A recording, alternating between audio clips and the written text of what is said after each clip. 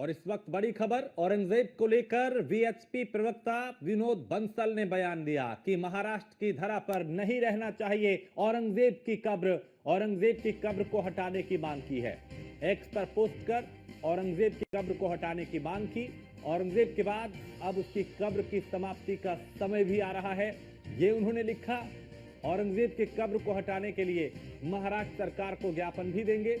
औरंगजेब की कब्र और औरंगजेबी मानसिकता का समूल का नाश हो।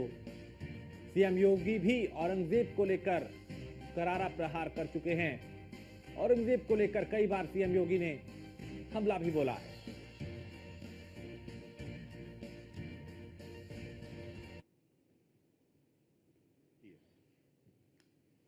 जो नेता औरंगजेब की कब्र पर जाकर के सजदा करते हों और वो छावा के लिए और अपने हमारे शिवाजी महाराज के पुत्र संभाजी महाराज के बारे में इस तरह की बातें कर रहे हैं, शर्म आनी चाहिए इनको। आखिरकार ये औरंगजेब ही तो था जिन्होंने न सिर्फ कायरतापूर्वक उनको कब्जे में लिया बल्कि उनकी आंखें निकाली, आंखें फोड़ी, गर्म सलाखों से जीभ काटी और जाने कितनी सारी यात्राएं 40 दिन तक दी। इनको माफी मांगनी चाहिए और इनको कहना चाहिए कि महाराष्ट्र की पावन धरा पर आखिरकार ये जो औरंगजेब की जो कब्र है वो नहीं रहना चाहिए।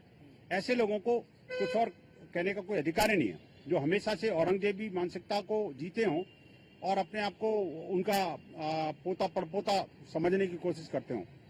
ये इस मानसिकता से इनको बाहर निकलना पड़ेगा। जो नेता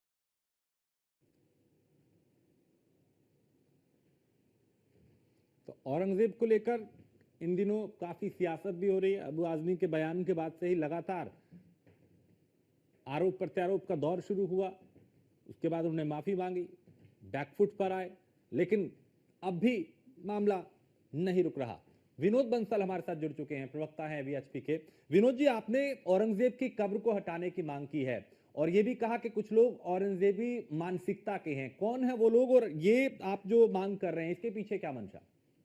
देखिए, औरंगजेब एक विदेशी आक्रांता था और एक क्रूर शासक था जिसका न भारत के हिंदुओं से न भारत के मुसलमानों से बल्कि विश्व के किसी भी मानवता में विश्वास रखने वाले किसी व्यक्ति से कोई संबंध हो ही नहीं सकता। ऐसा हम मानते हैं कि इसने जो है, जब इतिहास इस बात का साक्षी है, जब इसके शासन काल में कितने हजारों मंदिर, 1000 से ज्यादा मंदिरों को तोड़ा गया, हिंदुओं पर जजिया कर लगाया गया, माता बहन बेटियों की इज्जत के साथ खिलवाड़ किया गया, व्यभिचार किए गए और अनेक प्रकार के जो भी निकृष्टतम काम जिस मानवता को शर्मसार करने वाले हो सकते हैं वो सब औरंगजेब ने किए। उसके शासनकाल में जिस तरह का जो अत्याचार और वो था, वो एक पार्श्विकता से भी बहुत बदतर था। ऐसे केस में जब भारत स्वाधीन हो गया तो स्वाधीन भारत में पराधीनता के ये जो स्तंभ है या जो पराधीनता के जो चिन्ह है उनको समाप्त करने का समय आ गया। अब हमें पराधीनता की उस मानसिकता को भी समाप्त करना है। जब तक इसको औरंगजेब की ये कब्र जो है वहां से हटेगी नहीं, तब तक उसके ऊपर फूल चढ़ाने वालों की मानसिकता बदलेगी नहीं। इस बात को ध्यान में रखते हुए हमारे विष्णु प्रसिद्ध और बजरंग दल की महाराष्ट्र की टीम ने तय किया है कि हम उस कब्र को हटा के रहेंगे। और वो तो बेसिकली उस ऐसे स्थान पर दुर्भाग्य से कि जहाँ संभाजी महाराज के नाम का वो स्थान है। संभाजी महाराज जिनको के 40 दिन तक गहन यात्राएं देकर के उन्होंने उसने मारा था और धोखे से उनको पकड़ा था। ऐसे वीर और एक योद्धा को जिस तरह की यात्राएं देकर के 40 दिन तक तड़पा के मारा था, जो स्वयं औरंगजेब उनसे डरता था, लेकिन धोखे से पकड़ करके और भारत के बल पर, भारतीय लोगों के बल पर बेसिकली एक तरह से वो जो है वो उसने ये क्रूरता की।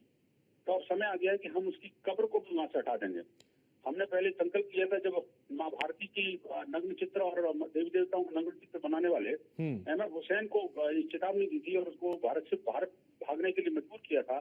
उसके बाद लाख कोशिश करने के बावजूद भी उसके सिंपैथाइजर उसकी लाश तो कोई यहाँ पर भारत में नहीं लाने दिया। हमने बजरंग दल का संकल्प था कि ऐसे जो माँ भारती का अपमान करने वाले लोग हैं उसको माँ भारती के पवित्र पावन धरा पर दो गज जमीन क्यों दी जाए। लेकिन विनोद जी, ऐसे भी कई लोग हैं जो औरंगजेब का गुणगान गाते हैं हमारे ही देश में। वही वो उस मानसिकता को समाप्त करने का ही समय आ गया। अब जब कब्र समाप्त हो जाएगी तो उसकी मानसिकता को भी समाप्त करेंगे। भारत बदल रहा है, भारतीयता की तरफ लौट रहा है और भारत विरोधी शक्तियों के साथ जो लोग खड़े हुए हैं उनकी पहचान भी अब शुरू हो गई है। देश की जनता उनको सबको पहचान रही है, उनकी मानसिकता का अंत का भी समय आ गया है। लेकिन अब औरंगजेब का जिक्र किताबों में भी है, इतिहास में भी है, तो क्या एक मुहिम चलाएंगे आप लोग कि हर जगह से उसका वजूद खत्म किया जाए?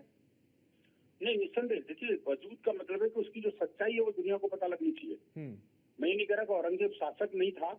औरंगजेब औरंगजेब ने जो कुकर्म किए उनके बारे में उसको छुपा करके और उसकी जो महिमामंडन करने की जो परंपरा थी उसको समाप्त करने का समय आ गया है। औरंगजेब के प्रतीक चिन्हों को समाप्त करने का समय आ गया है। अब औरंगजेबी मानसिकता को भी समाप्त करने का समय आ गया है।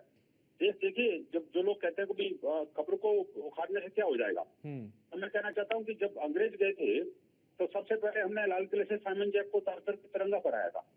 उसके बाद जॉर्ज पंचम और रानी विक्टोरिया की मूर्तियों को तोड़ा गया। उनके नाम पे जितने भी स्तंभ थे, जितने भी पार्क थे, बाजार थे, रोड थी, उन सबको समाप्त किया, बदला हमने। ऐसे ही हमने औरंगजेब जो रोड है उसका नाम बदल के एपीजे अब्दुल कलाम रोड रखा। तो ये इस तरह से जितने भी औरंगजेब के नाम की जो वो हैं जी, वो सारे जो प्रतीक हैं या जो जिसको महिमामंडित करते हैं, हाँ। ऐसे सब चिन्हों को भारत से समाप्त करने का, उसको विदा करने का समय आ गया है। और देश की जनता चाहती है कि ऐसा होना चाहिए, इसलिए उनकी भावनाओं को ध्यान में रखते हुए बजरंग दल आगे आया है। और उन्होंने कहा कि संभाजी नगर में ऐसे पापी की जो कब्र है, जो पापी का पाप का ढांचा है, वो वहाँ पर नहीं रहने देंगे। ऐसे संकल्प के साथ उन्होंने 17 तारीख को यानी कल सोमवार को पूरे महाराष्ट्र भर में प्रदर्शन करने का तय किया है। और उनको हम ज्ञापन देकर के राज्य सरकार को ज्ञापन देंगे। ठीक है। और ये कहेंगे कि आप तुरंत उसको हटाइए वहाँ पर। ठीक है, बहुत शुक्रिया विनोद जी हमसे बात करने के लिए। विनोद बंसल को आपने सुना, जिन्होंने कहा कि औरंगजेब की कब्र को वहां से हटाकर रहेंगे।